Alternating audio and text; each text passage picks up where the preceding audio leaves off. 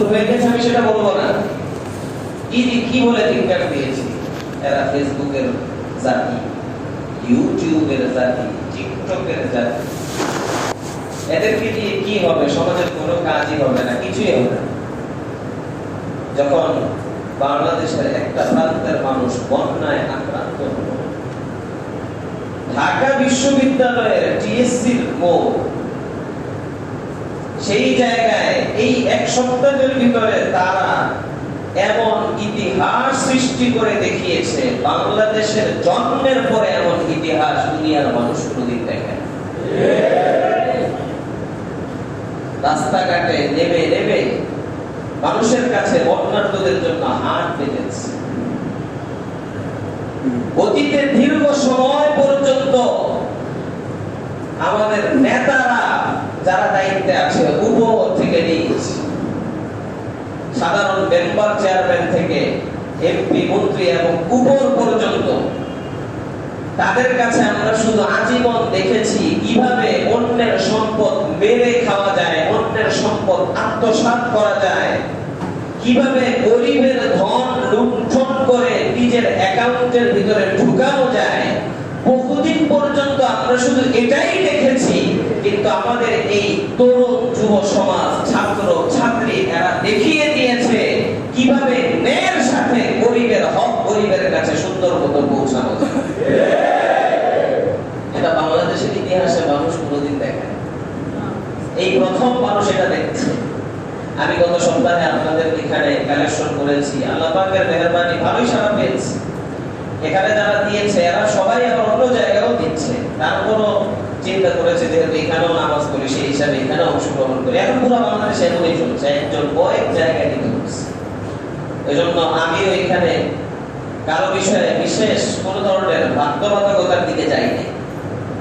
এখান থেকে বের হওয়ার পরে বের হইলাম, যাত্রাবাড়ি ফ্লাইওভার ওখানে নামলাম, ছাত্রদের একদল চাইলো, ওখানে দিলাম। মার্কেটে গেলাম এক জায়গায়, ওখানেও চাইলো, দেখলাম জায়গায় জায়গায় ছাত্ররা দাঁড়ানো। একদিনে 1.5 কোটি টাকার মতো গত শুক্রবারে তারা টিএসসি তে জমা করেছে। এরপর তো মানুষের যে ভিড়াভিড়ি দেখা গেছে ব্যতিক্রম। মানুষের একটাই বক্তব্য আজীবন শুনেছি, সরকারি ত্রাণ বিভিন্ন চেয়ারম্যান মেম্বার নেতাদের ঘরের ভিতরে ঢুকে, আর এখন উল্টা টিএসসি তে দাঁড়াইয়া মানুষ লাইনে দাঁড়ায় দাঁড়ায় ত্রাণ দেওয়ার জন্য যাচ্ছে, নেওয়ার জন্য না। কিসের জন্য?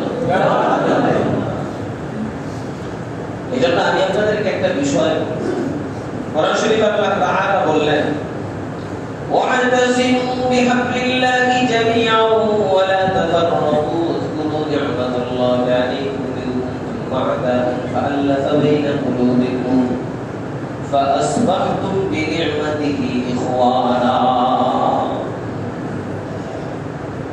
সবাই মিলে তোমরা আল্লাহর রশিকে মজবুতভাবে আঁকড়ে ধরো।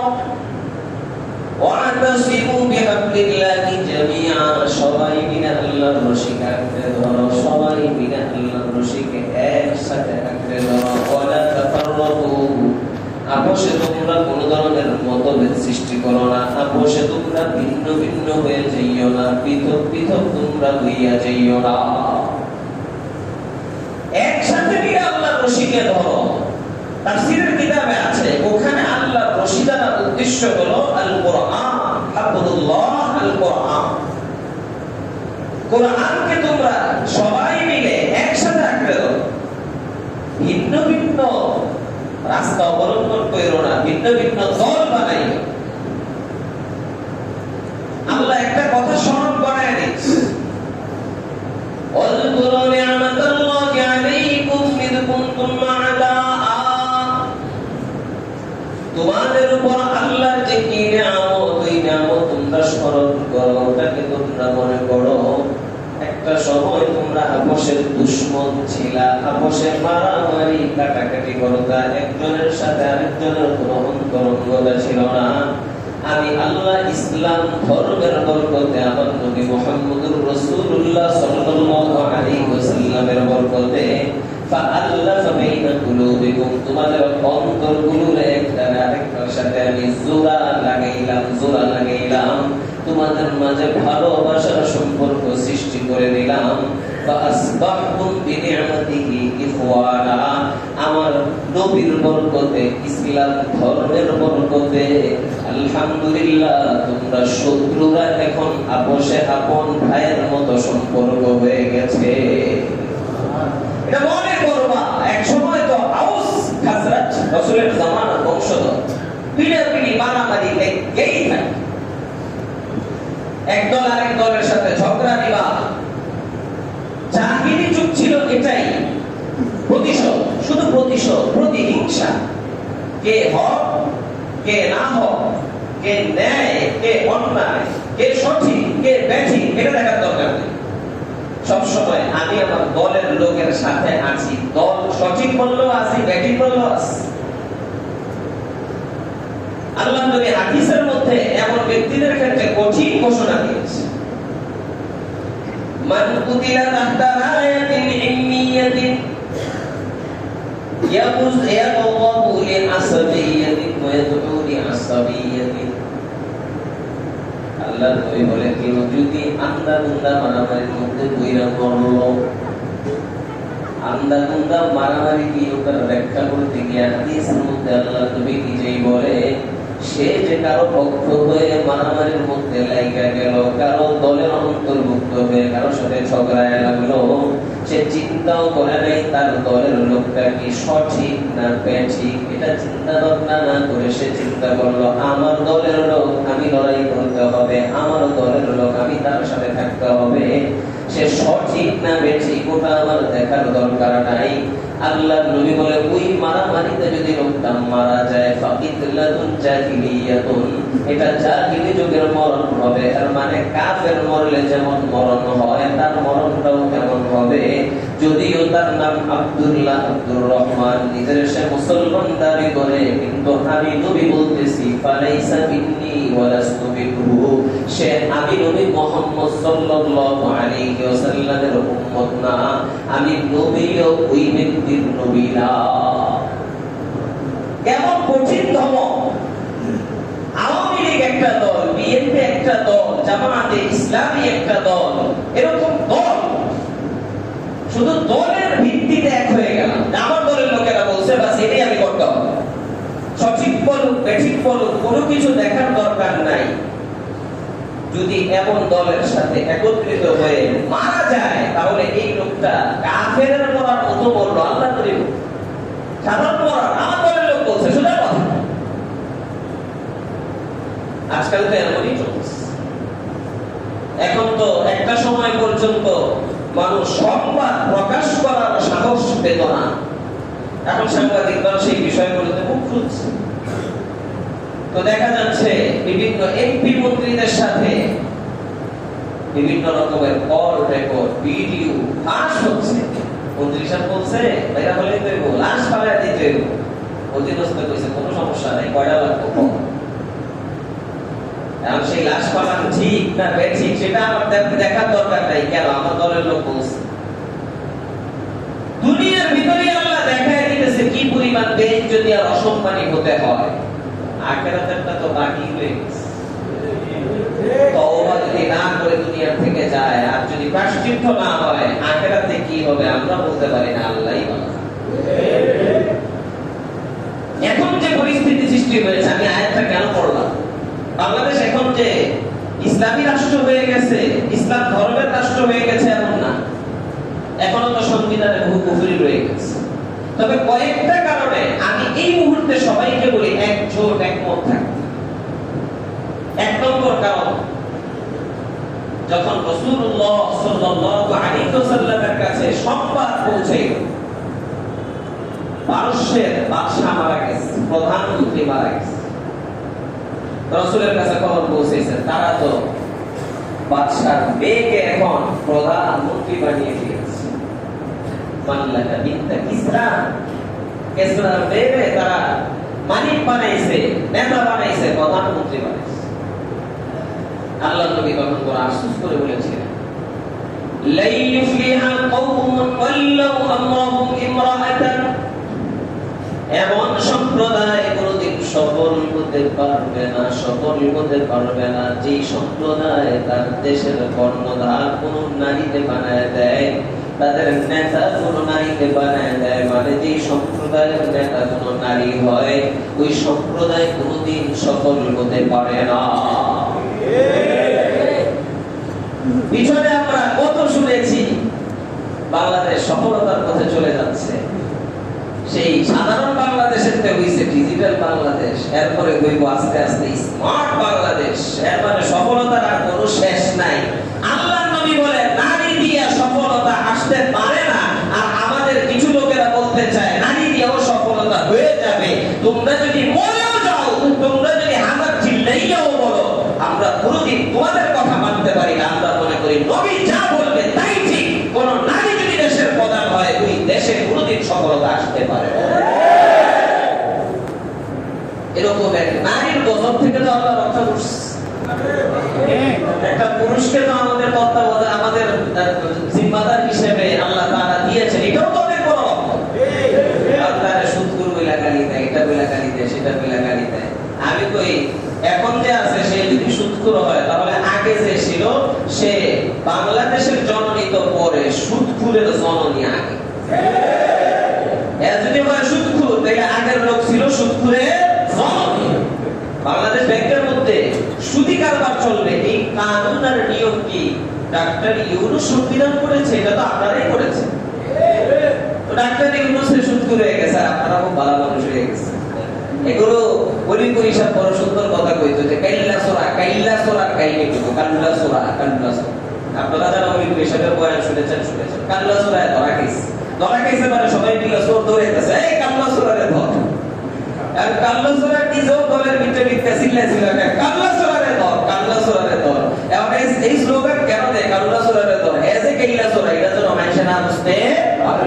কারণ আরেক পাঠাতে বারবার সুদখোর বইলা গালি কেন দাও? তুমি যে সুদখোরের মা, সুদখোরের জন্মদাতা, যেন এটা মানুষ বলতে না পারে, এই জন্য বারবার সুদখোর বলে গালি দেয়।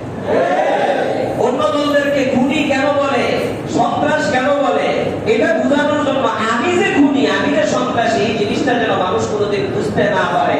বাংলাদেশের মানুষ এখন আর আগের মতো এত সরল নাই। এই সমস্ত কথার ভিতরে কি আছে সাধারণ মানুষ এখন বুঝতে সক্ষম হয়ে গিয়েছে।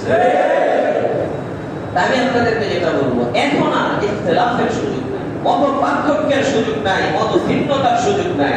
আগেও আপনাদেরকে বলেছি, এখনের বাংলাদেশ এটা আমাদের সবার বাংলাদেশ। যদিও আমরা ভিন্ন মায়ের সন্তান, কিন্তু সর্বক্ষেত্রে আমরা একটা জায়গায় একমত, সেটা হলো বাংলাদেশকে নিয়ে, দেশের সার্বভৌমত্ব। দেখেন না মাদানী আনসারদের কি গন্ডগোল শুরু হয়েছে, কি অবস্থা দেশের, এমন পরিস্থিতি, বন্যার কারণে পেরেশানি হচ্ছে, বিভিন্ন রকমের ঝামেলা, এর ভিতরে দিয়ে তারা আরেক গন্ডগোল করা শুরু করে দিয়েছে। পরে তো সব প্রকাশই পেয়েছে এটা কোন ধরনের চক্রান্ত চলছে, ষড়যন্ত্র চলছে। এই জন্য এই মুহূর্তে সবাই একমত হয়ে দেশকে কিভাবে মেরামত করা যায়, দেশকে কিভাবে সংস্কার করা যায়, এই বিষয়ে আগে বাড়া দরকার, সেটা নিয়ে ফিকির করা দরকার, চিন্তা ভাবনা করা দরকার। হাদিসের মধ্যে এসেছে, কোরআনের মধ্যে আল্লাহ বলেছেন, যখন তোমরা দুশমনের মোকাবেলায় একত্রিত হবে, এটা জিহাদের মাঠের কথা বলা হয়েছে, কিন্তু তারপর আমি বর্তমানের সাথে মিলিয়ে বলছি, এখনো আমরা দুশমনের মোকাবেলায় আছি। যদিও দেখা গেছে সামান্য পর্যায়ের কারো কোনো পরাজয় হয়েছে, পূর্ণ হয়নি, এখনো অনেক বিপদ সামনে আছে। আল্লাহ তাআলা হাদিসের মধ্যে কি বলে, তখন তোমরা সবাই মিলে মজবুতির সাথে জমে থাকো, পিছনে হটবা না কেউ, আর আপোষে মতানৈক্য করবা। যদি আপোষে মতানৈক্য করো, তাহলে তোমাদের তোমাদের বাতাস বের হয়ে যাবে। একটা আয়াতটা আমি দেখিয়ে বলে দিচ্ছি আপনাদেরকে, সূরা তাওবা।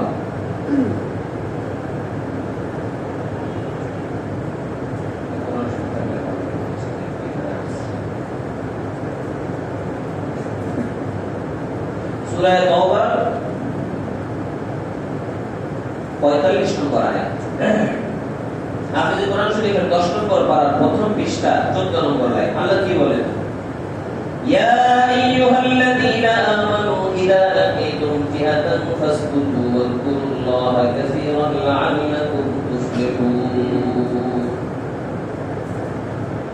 وأطيعوا الله ورسوله ولا تنازعوا فتفشلوا وتذهب ريحكم واصبروا إن الله مع الصابرين يا أيها الذين آمنوا هي إيماনদাররা إذا لقيتم فئة যখন তোমরা বিরোধী দল যখন তোমরা তোমাদের দুশমনদের মোকাবেলায় যাওয়া ফাসবুতু তখন তোমরা সবাই মিলে অটল থাকবা আযকুরুল্লাহ কাসীরান লাআল্লাকুম তুফলিহুন তখন তোমরা খুব বেশি পরিমাণে আল্লাহকে স্মরণ করবা আল্লাহর জিকির করবা যদি তোমরা অটল থাকতে পারো আর আল্লাহর কথা সারাক্ষণ মনে রাখতে পারো তাহলে আমি আল্লাহ বলতেছি ইনশাআল্লাহ তোমরা সফল হয়ে যাবা ওয়াতিউল্লাহ ওয়া রাসূলহু এই ক্ষেত্রে তোমরা আল্লাহর রাসূলের আনুগত্য করবা ওয়ালা তানাযাউ আপোষে তোমরা মতানৈক্য করবা না ঝগড়া বিবাদে লিপ্ত হবা না ফাতাফশালু যদি তোমরা ঝগড়া বিবাদের মধ্যে লিপ্ত হও তাহলে তোমরা সাহস হারিয়ে ফেলবা ওয়াতাযাহাবা রিহুকুম তোমাদের বাতাস যেটা আছে সেটা বের হয়ে যাবে বাতাস বের হয়ে যাওয়ার মানে হলো তোমাদের আপোষের শক্তি যেটা আছে সেই শক্তিটা তোমাদের নষ্ট হয়ে যাবে আল্লাহ কত সুন্দর করে বুঝাইলো যদি মতানৈক্য করো একজন একমত না হতে পারো তাহলে বাতাস বের হয়ে যাবে বলেন তো কি বের হয়ে যাবে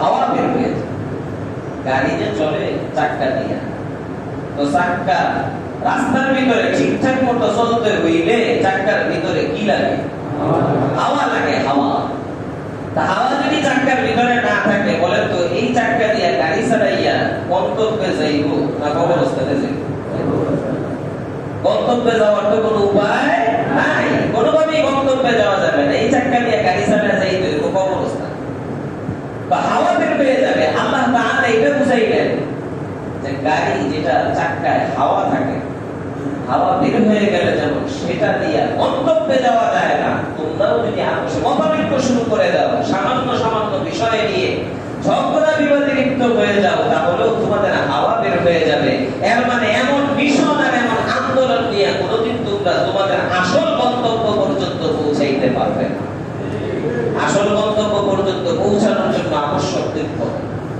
ইসলাম ঐক্যতাকে শেখায় আপনি প্রত্যেকটা ইবাদতের দিকে তাকাইলে খালি ঐক্যতাই খুঁজে পাবেন জুমার দিন কেন আমাদেরকে বলা হলো একটা জামে মসজিদে এসে সবাই একত্রিত হয়ে নামাজ পড়তে হবে ঘরের ভিতরে পড়লে সমস্যা কি আল্লাহর হুকুম পালন করা দরকার না শুধু অতটুকু হবে না আল্লাহ বলে মুসলমান যে একজন একমত সবাই যে এক সেটার প্রমাণ দেখাও জুমার দিন সবাই একত্রিত হও একত্রিত হইয়া শুধু প্রমাণ দেখাইলে হবে না তোমরা কেন একত্রিত হলা কেন একমত হইলা একমাত্র আল্লাহর জন্য হইলা সেটাও প্রমাণ দেখাও কেমনে প্রমাণ দেখাইবা ইমাম যখন বলে আল্লাহু আকবার সবাই মিলে হাজার হাজার মানুষ একসাথে বলে আল্লাহু আকবার কেমন ঐক্যতা দেখেন ইমাম যখন রুকু করার জন্য মাথাটা ঝুঁকাইয়া রুকুতে যায় সবাই মিলে আল্লাহু আকবার বইলা ইমামের সাথে রুকুতে চলে যায় ইমাম যখন আবার আল্লাহু আকবার বইলা দাঁড়ায় সবাই আবার আল্লাহু আকবার বইলা দাঁড়ায় যায়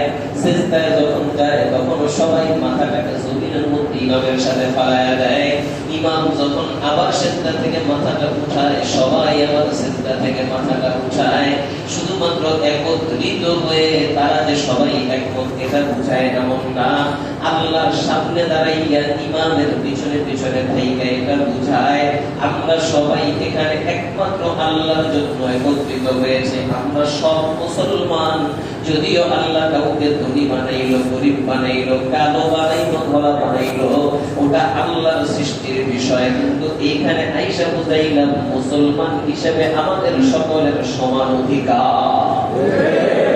আমরা সবাই একজোট একমত আমাদের অন্তরঙ্গতা খুব বেশি এক না মিলে কিভাবে এই সমস্ত ট্রেনিং গুলো দিব একরকম সব আমলগুলো করছে হজের ভিতর সবাই এক হয়ে যায় ঈদের নামাজে এক হয়ে যায় দৈনিক আল্লাহ বলে 5 বার একসাথে 5 বার আল্লাহ তো করে দিতে পারতো নিজের জায়গায় নামাজটা পড়ে ফেলতো সমস্যা বললে ওখানে পড়ে ফেলতো মানুষ ওখানে পড়লে নামাজের হুকুম তো পালন হতো সবাই যে আমরা মহব্বতের সাথে একজোট একমত হয়ে আছি, মুসলমান যে সবাই একসাথে আছে, এটা প্রমাণ কিভাবে হইত? এই জন্য বলে প্রত্যেকটা নামাজ একসাথে।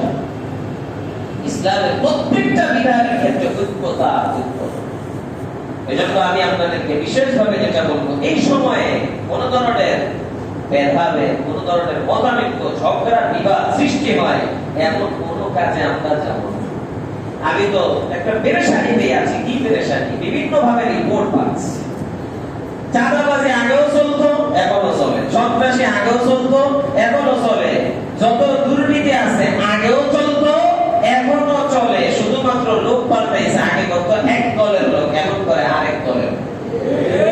ঠিক না বেশি? এখনো তো ক্ষমতাই আসলো না, কিছুই হলো না। কেউ যদি মনে করে বসে যে এটা আমার দল, তাইলে পেরেশানির কারণ হবে। আমরা এখন কোন নারীর ক্ষেত্রে একমত হই নাই, কোন দলের ক্ষেত্রে একমত হই নাই। এখনের যে সরকার বাংলাদেশে দেওয়া হয়েছে, এটা কোন দলের সরকার নয়, এটা জনগণের সরকার। এই জন্য এখানে কেউ বাড়াবাড়ি করবে না, রাষ্ট্রীয়ভাবে ছাড় পাবে না, ইসলামী দৃষ্টিকোণ থেকেও তারা ছাড় পাবে না। এটা ইসলাম কোনদিন সমর্থন করে না। জুলুম তো আপন ভাবেই চলবে, ও করতে পারবো না আমি করবো, ও খাইবো না আমি খাবো, এটা ইসলাম কোনদিন পছন্দ করে না। আমরা হুজুররা আল্লাহর মেহেরবানি মনে করতে পারেন এই জিম্মাদারি নিয়ে রেখেছি। কোন দল আছে, কে আছে, না আছে, সেটা কোনদিন আমরা পরোয়া করব না। যেটা অন্যায়, অন্যায়কে আজীবন বলে যাব, অন্যায়ের বিরোধিতা করে যাব। এটার জন্য যদি জীবন দিতে হয় দেওয়া হবে, জেল জুলুম বরদাস্ত করতে হয় করা হবে। আলে ওলামা এটা অতীতে বারবার প্রমাণ করেছে, ভবিষ্যতেও সেই প্রমাণ দিয়ে যাবে ইনশাআল্লাহ। এজন্য জুলুম অত্যাচার বন্ধ করে দেয়, এটা খারাপ জিনিস, ভালো জিনিস। আমি যে কথাটা আপনাদেরকে আসলে বলতে গিয়ে আজকে চলে আসলাম বর্তমানের হালতের দিকে, সেটা হলো এই যে ছাত্র ছাত্রী, এরা কিন্তু মোবাইলে আজে বাজে জিনিস দেখে, অনেক গুনাহের কাজের সাথেও তারা লিপ্ত আছে। কিন্তু এই যে বর্ণাঢ্যদের পাশে দাঁড়াই, বিপদগ্রস্ত ব্যক্তিদের জন্য নিজেরা মাঠে নেমে কাজ করছে, বলেন তো এটা ন্যায় না অন্যায়? গুনাহের কাজ না ভালো কাজ? কত ভালো কাজ। এখন যদি কোনো মুরব্বী আর কোনো হুজুর তাদেরকে কটাক্ষ করে, আকাম কুকাম তো সারাক্ষণ করতে পারে, আমাদের সুফি সাজছে।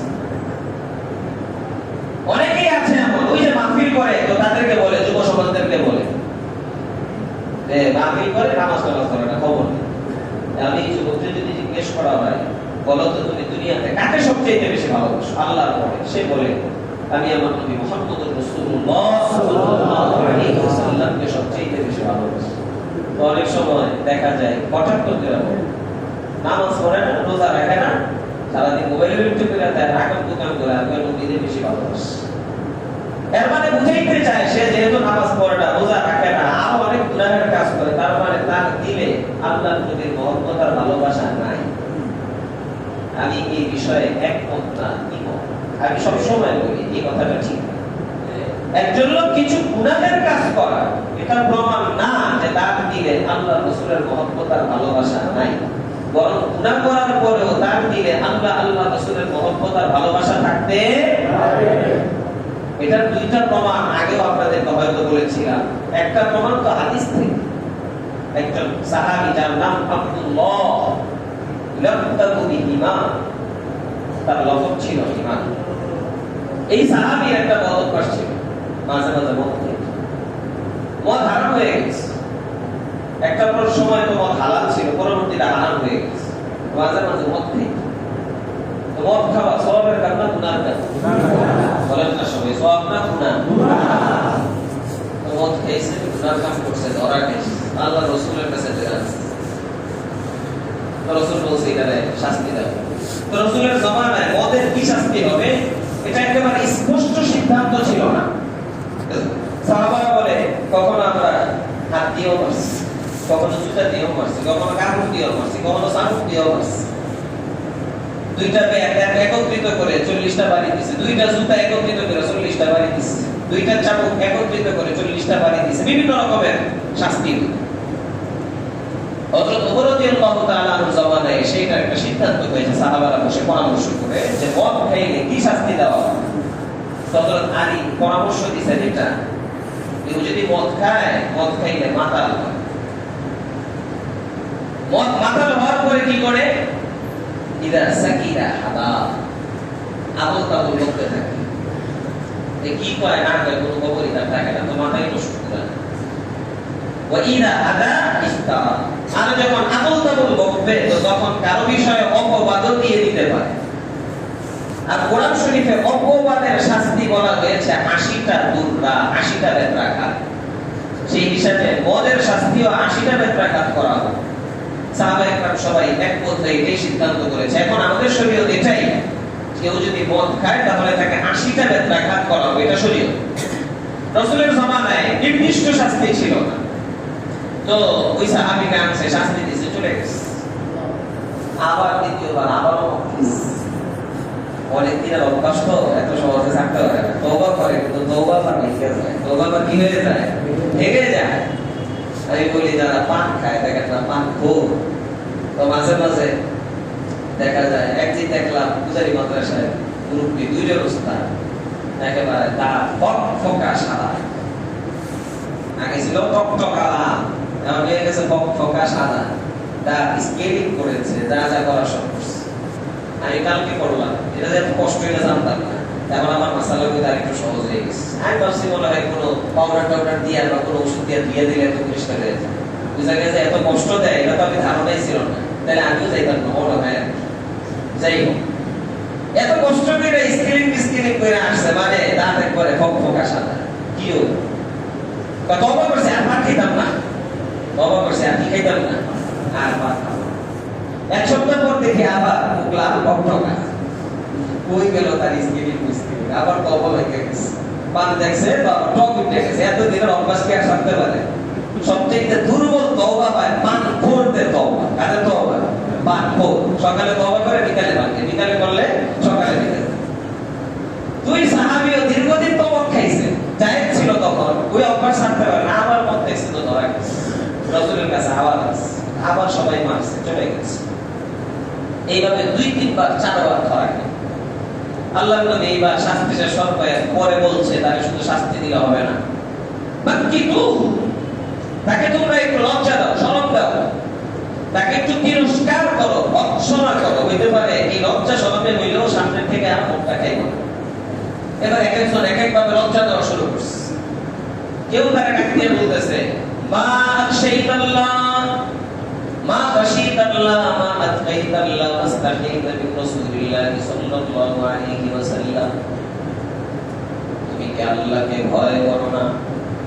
আল্লাহর ডর কি তোমার ভিতর নাই? তুমি কি আল্লাহর রাসূলকে লজ্জা করো না? কতবার মদ খাও, ধরা খাও, বারবার এইভাবে শরম পাও, তোমার কি শরম লাগে না? এক একজন এক এক ভাবে বলা শুরু করেছে। আমি আমার ভাষায় বলি, আর কেউ বলতেছে বেহায়া বেশর, তারপর মদ খায় নাই খায়, তারপর মদ খায় ছাড়তে পারে, এরকম তো বলা যায়, সমস্যা নাই, শরম দিতেছে। একজন বলে ফেললো